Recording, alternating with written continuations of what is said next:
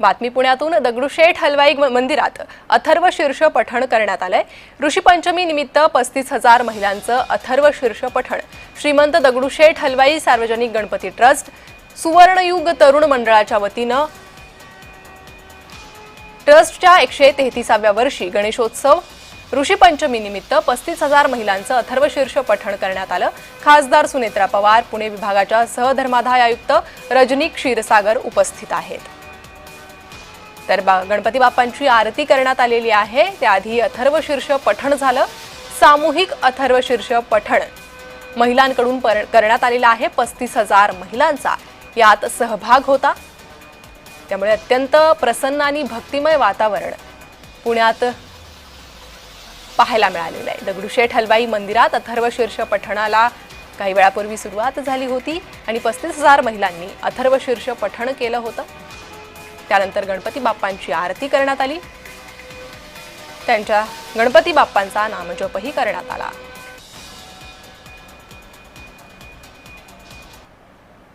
आणि या संदर्भात अधिक माहिती घेणार आहोत। आमचे प्रतिनिधी रोहन कदम माझ्यासोबत जोडले गेले आहे।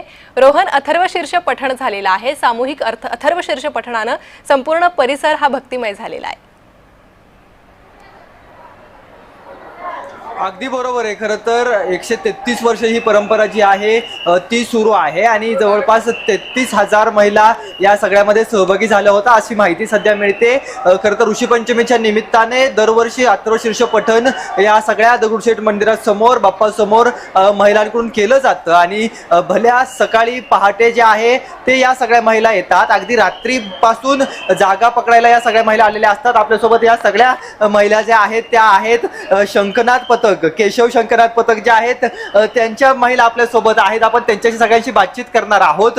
नेमकं तुम्ही सकाळी किती वाजता येता आणि कशा पद्धतीने हा सगळा कार्यक्रम होतो? गेले 10 वर्षापासून आम्ही येतोय आणि सकाळी निघायचं म्हणजे 2 वाजताच निघावं लागतं, कारण इथं आले की गर्दी असते खूप जास्त आणि मग मागे बसावं लागतं की पुढे बसायचं। या फक्त एका उद्देशासाठी आम्ही खूप लवकर निघतो आणि सगळे ग्रुपने येतो। बऱ्याच 10 वर्षापासून 4-4, 5-5 मैत्रिणी ऍड होत जात आहेत आणि आता आम्ही भरपूर मैत्रिणी इथं आलोय। हा, यस। आजी वय किती आहे तुमचं? शंख घेऊन आलाय हातात, तुमचं वय किती आहे? वय किती? तुमचं वय किती आहे? 83 वय आहे। शंख घेऊन आलाय तुम्ही अथर्व शीर्ष पठण करायला।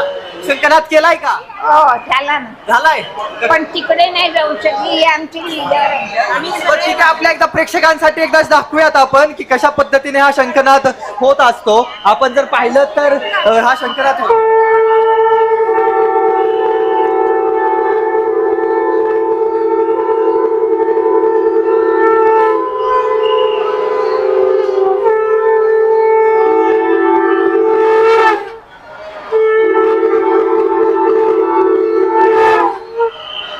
तर हा सगळा कार्यक्रम जो आहे तो अशा पद्धतीने पार पडत असतो आणि पुण्यातील गणेशोत्सव हे महत्त्वाचे असतात। तुम्ही सगळेजण जे आहेत ते एवढ्या सकाळी भल्या पहाटे शंखनाद करण्यासाठी अथर्व शीर्ष पठण करण्यासाठी आलो। आम्ही केशव शंखनाद पथकातून आलेलो आहोत। आम्ही हे अथर्व शीर्ष पठण आणि शंखनाद करण्यासाठी इथे आलेलो आहोत।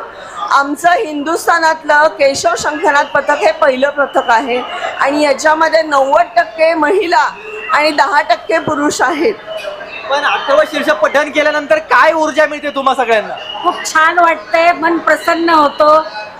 1 वर्षाची एनर्जी येते आम्हाला। एनर्जी येते, या वयाला सुद्धा आता एनर्जी येते। अच्छा। शंखनादामुळे केशव शंखनादामुळे घशाचा त्रास कमी होतो आणि उत्साह येतो। अच्छा, उत्साह येतो, एनर्जी वाढते आणि खूप प्रसन्न वाटतं। म्हणजे अथर्व शीर्ष म्हटल्यानंतर तर मन प्रसन्न होते आणि एक वेगळीच दैवी शक्ती निर्माण झाल्यासारखं वाटतं। अच्छा, बऱ्या पाटे हे सगळे 1 वर्षाची एनर्जी येते आम्हाला।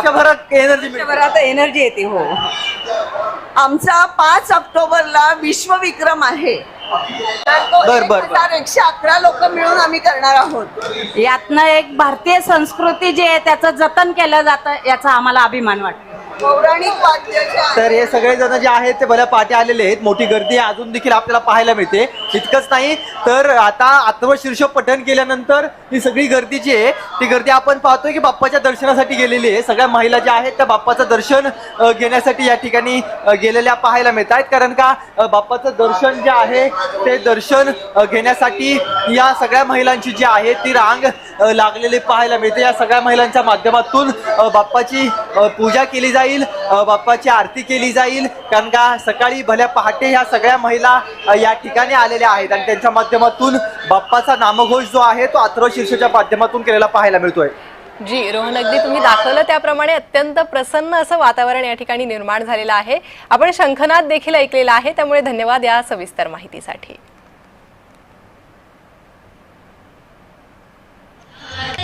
तुझी सावधी हिमया, तू सचराचर हे अंबोर, गलबोधी गजानना, रे बाप्पा मोरया रे, मोरया रे बाप्पा मोरया रे, मोरया रे बाप्पा मोरया रे, मोरया मोरया दमश बाप्पा मोरया, मोरया मोरया दमश बाप्पा मोरया, मोरया मोरया दमश बाप्पा मोरया, मोरया.